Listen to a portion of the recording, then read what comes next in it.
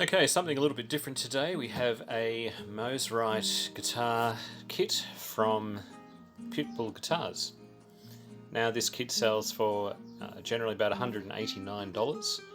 Very good value kit, that's $189 Australia. If you're in Australia, it's posted free of charge. Now this kit was actually sold as a second. I bought it a little bit cheaper, and I'll show you why in a minute. But basically we're going to change this up. So let's have a look at the body first. It's a basswood body. And there are a couple of little issues with it. We'll go through those in a moment. And we're just grabbing the neck out now as well and having a look at the neck. So it's a maple neck with a rosewood fretboard. Let's get rid of that rubbish.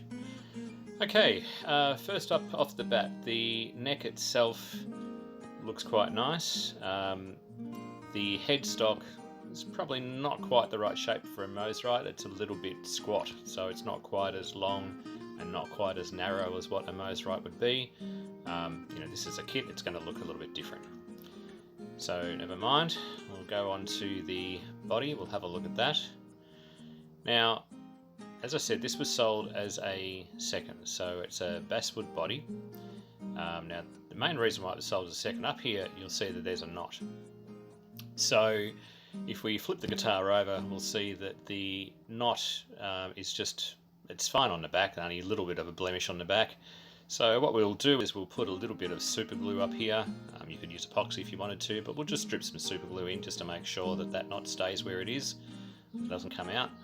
Looking at the rest of it, the routing is really nice. Tiny little bit of tear out there, but generally it's good. So we're going to do a few different things with this. The couple of holes that we have here in the front for the bridge and stop tail, they'll be filled. I've got a Mosrite style tremolo or vibrato going in, so we'll fill those holes there and we'll put that in. As I said, basswood body. This body is actually really nice. It's very, very smooth, so it's been really well sanded. It is a multi-piece body. There are 4 pieces to this particular body, and it's a kit guitar. You'll find that most kit guitars will be multi-piece bodies, and that's fine. There's no drama with that. We're going to paint it anyway, so you're not really going to see it. Let's have a look how this is actually put together. Now, if we have a look at this particular guitar, the body is joined at the centre, so we have a centre line, and then we have the 4 pieces, one here, another one, and one at the end there. So we have a 4-piece body. This is actually quite symmetrical, which quite often you'll find with a cheaper Chinese kit you don't get them symmetrical. If we have a look at the end here, if I get really picky, that piece there probably should have been flipped around when they made it, so the grain goes up and down, but it is what it is. It's a fairly cheap kit, but it won't be an issue. Very smooth, I've got to say. It is really nicely finished, this particular guitar. So yeah, it's going to be cool. Having a look at the neck, this is the other reason why this was a second. Up here at the 3rd fret, there was a mistake made when the neck was being done. So they drilled a hole in the centre, and so instead of having, we'll go back up to the top there, yeah, there was a centre dot put in. Instead of the 2 side dots, they put a centre dot in, and then they took it out and they filled it. So there's a little blemish there. Now we're going to come through and we'll stain this neck probably an ebony colour. So that's really not going to be an issue, you're not going to see it. So we'll change all that. Looking at the neck, looks quite nice. The fret ends are pretty good actually, quite smooth for the fret ends. Generally with a kit guitar you'll need to dress your frets anyway, something that you always need to do, and dress your fret ends. As far as being like a Mosrite, it does have the skinny frets on it, and Mosrites were known to be a very fast neck with skinny frets and very narrow necks. So this neck is a little bit wider than what a standard Mosrite would be.